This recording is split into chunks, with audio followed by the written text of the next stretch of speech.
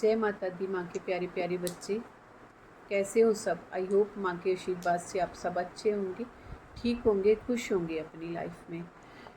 मैं आपकी अपनी सिस्टर, आपकी अपनी दोस्त और आपकी अपनी माँ शिवधारा थोड़ा सा टाइम आपके साथ स्पेंड करना चाहती हूँ, आपके साथ कुछ बातें शेयर करना चाहती हूँ। क्या आप सुनना पसंद करेंगे? एक छोटी सी मोटिवेटर स्टोरी, मुझे बताइएगा ज़रूर आपको अच्छी लगी या आप इसको फॉलो करना चाहेंगे। कैसा फील किया मुझे बताइएगा ज़रूर। दोस्तों, कई बार क्या होता है ना कि हम बिना सोचे समझे किसी के बारे में कुछ भी बोल देते हैं। जुबान से निकले हुए शब्द कभी वापस नहीं आते, इसलिए हमें बहुत सोच समझ कर बोलना चाहिए। बिना सोचे समझे कभी किसी को कुछ भी नहीं बोल देना चाहिए। कई बार हमारे बोले हुए शब्द किसी के आत्मसम्मान को बहुत ठेस पहुंचा देते हैं और किसी इंसान का इतना दिल दुखा देते हैं, उसकी आत्मा तक दुखी हो जाती है। और जब किसी की आत्मा दुखी होती है ना, तो भगवान भी उसको माफ़ नहीं करता, क्योंकि भगवान इंसान के दिल के अंदर रहता है और इंसान का दिल भगवान का मंदिर है। इस बात का ध्यान रखिएगा। जुबान एक ऐसी चीज़ है जैसे एक दुकान के बाहर लगा हुआ ताला। जब ताला खुलेगा तब हमें पता चलेगा कि ये दुकान सोने की है या फिर कोयले की। तो इस वजह से कभी भी बिना सोचे समझे किसी के ऊपर कोई भी टिप्पणी नहीं करनी चाहिए। हमें अपनी जुबान पर बहुत सोच समझकर बात करनी चाहिए, किसी के ऊपर टिप्पणी नहीं करनी चाहिए, किसी की बातों में आकर सुनी सुनाई बातों पर अमल नहीं करना चाहिए और सुनी सुनाई बातें आगे पास भी नहीं करनी चाहिए। अगर हमारे पास करने को कोई बात नहीं है तो वहाँ पर चुप रहना बहुत ज़्यादा बेटर होता है। एक बार एक गांव का लड़का था। उसके गांव में और भी बहुत सारे लोग रहते थे। तो उसका एक पड़ोसी आदमी, जैसे गांव में सब लोग इकट्ठे होके बैठ जाते हैं ना, गांव में आदत होती है लोगों की एक जगह पर शाम को सब इकट्ठे होते हैं या फिर दिन में इकट्ठे होते हैं, तो वो सब लोगों के बारे में बात करते हैं, आस पड़ोस के बारे में या अपने परिवार के बारे में, अपनी रिश्तेदारियों के बारे में, जो भी बातें वो लोग शेयर करते हैं। तो वहाँ पर एक आदमी बैठा हुआ था। उसने क्या किया, यूं ही बोल दिया एक लड़के के बारे में। कहता ये मेरे पड़ोस में जो लड़का रहता है ना, कहता वो चोर है, जो मेरे पड़ोस में लड़का रहता है वो चोर है। अब उस जुबान से निकली हुई एक बात और पूरे गांव के लोग सब उस लड़के को चोर समझना शुरू कर दिया। उस लड़के को पता भी नहीं है कि कब मैंने चोरी की, कहाँ मैंने चोरी की, ना मैंने कुछ किया और किसने मेरे बारे में क्या बोल दिया, उसको बिल्कुल भी ये बात का इल्म तक नहीं था। तो एक दिन क्या हुआ, गांव में चोरी हो जाती है कुछ दिनों बाद। तो किसी ने ना इधर देखा ना उधर, सीधे साधे उस लड़के को गिरफ्तार करवा दिया। पुलिस उसको पकड़ के ले गई, क्योंकि पूरे गांव ने वहां पर बोल दिया कि ये लड़का चोर है, हमने इसके बारे में सुना है। जय माता दी। माँ के प्यारे प्यारे बच्चों, ये जो स्टोरी मैं आपके साथ शेयर करने जा रही हूँ कंटिन्यू रहेगी, क्योंकि मुझे विश्वास है कि आप मेरे साथ बने रहेंगे और इस स्टोरी को मैं आपके साथ शेयर कर पाऊंगी। तो इतना टाइम आप मुझे ज़रूर देंगे। उससे पहले माँ को लाखों करोड़ों बार माँ का शुक्रिया अदा करती हूँ, जिन्होंने अपने लाइव माँ शिवधारा जी चैनल पर आज फिर एक तीसरा केस, कोर्ट केस सॉल्व हुआ है माँ के आशीर्वाद से। जो बच्चे माँ पर ट्रस्ट करते हैं, विश्वास करते हैं और हर कोर्ट केस की डेट से पहले माँ से आशीर्वाद लेकर गए हैं, गाइडेंस लेकर गए हैं और उन्होंने उस गाइडेंस को फॉलो भी किया है और माँ के आशीर्वाद से वो उस कोर्ट केस से बरी भी हुए हैं।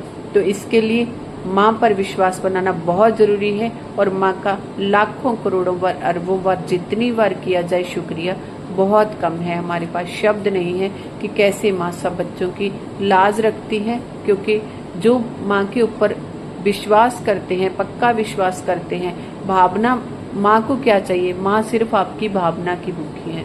आप अंदर से कितना माँ को प्यार करते हैं, कितना माँ पर भरोसा करते हैं, वही डिपेंड करता है और माँ को कुछ नहीं चाहिए। और बस अपने विश्वास को बनाए रखिएगा और जो भी आपकी मनोकामना है, जो भी विश है आपकी, अगर आप माँ पर ट्रस्ट करते हैं और अरदास लगाते हैं तो आपकी मनोकामना जरूर पूर्ण होगी। चलिए कंटिन्यू करते हैं स्टोरी को। जय माता दी। पुलिस ने उसको गिरफ्तार कर लिया, लेकिन पुलिस को कोई सबूत नहीं मिला। थोड़े दिन के बाद वो लड़का छूट कर घर वापस आ गया। लेकिन वो इतना ज़्यादा दुखी हो गया, उसको बहुत दुख हुआ कि मेरे को झूठे इल्ज़ाम में फंसा के, जो गुनाह मैंने किया भी नहीं है और मेरे साथ ये किया गया सब, तो उसको दुख हुआ। तो उसने उस आदमी पर मुकदमा दायर कर दिया कि मेरे ऊपर ऐसे करके इस इंसान ने झूठा इल्ज़ाम लगाया है। तो जब उस इंसान के ऊपर ये मुकदमा जारी हो गया, तो गांव में जो सरपंच होते हैं, पंचायत होती है, तो उन्होंने उस लड़के को अपने पास, उस आदमी को बुलाया कि भाई तुमने ऐसा क्यों किया इस लड़के के साथ। कहता मेरा कोई ऐसा मकसद नहीं था, मेरा इसको दुख पहुंचाने का, इस तरह का कुछ भी इरादा नहीं था, तो सब लोग बातें कर रहे थे, मैंने तो यूं ही बोल दिया। अब उसका यूं ही बोलना किसी इंसान की ज़िंदगी बर्बाद कर गया। उस सरपंच ने बोला, कहता चलो ठीक है, एक कागज़ का टुकड़ा लेके, और उस कागज़ के टुकड़े के ऊपर तुमने जो बात अभी बोली है ना, वो सारी बात इस कागज़ के ऊपर लिख दे कि मैंने तो यूं ही टिप्पणी की थी, इसको नुकसान पहुंचाने का मेरा कोई इरादा नहीं था। जो भी तुम बोलना चाहते हो सब उस कागज़ के ऊपर लिख कर, और फिर इस कागज़ को ले जाओ और गली में जाते जाते इसके टुकड़े करके गली में फेंक जाओ, और कल अपना फ़ैसला सुनने के लिए मेरे पास आ जाना। अब उस आदमी ने वैसा ही किया, चलता गया और उसका कागज़ के टुकड़े करते हुए फेंकता चला गया गली में। दूसरे दिन सरपंच के पास पहुंचा अपना फ़ैसला सुनने के लिए। सरपंच उससे बोला कि अभी रुको, तुम एक बार बाहर जाओ, जो टुकड़े तुम कल फेंक के आए थे, कागज़ के टुकड़े, उन सारे टुकड़ों को इकट्ठा करके तुम लेके आओ यहाँ पर। वो कहता मैं ऐसा कैसे कर सकता हूँ, कागज़ के टुकड़े हवा से कहाँ की कहाँ उड़कर चले गए, मैं अब तो वो मुझे नहीं मिलेंगे, मैं कहाँ उन्हें खोजता फिरूँगा, कहाँ से खोज के लाऊँ। सरपंच ने कहा ठीक इसी तरह तेरी एक सरल सी टिप्पणी भी किसी के मान सम्मान को इसी तरह हवा में उड़ा सकती है, इसी तरह उसके टुकड़े कर सकती है मान सम्मान के, इसी तरह उस हद तक उसकी मान सम्मान को नष्ट कर देती है जिससे वह व्यक्ति किसी भी दशा में दोबारा प्राप्त करने में सक्षम ही नहीं हो सकता। यदि किसी के बारे में हम कुछ अच्छा नहीं बोल सकते तो वहाँ पर चुप रहें।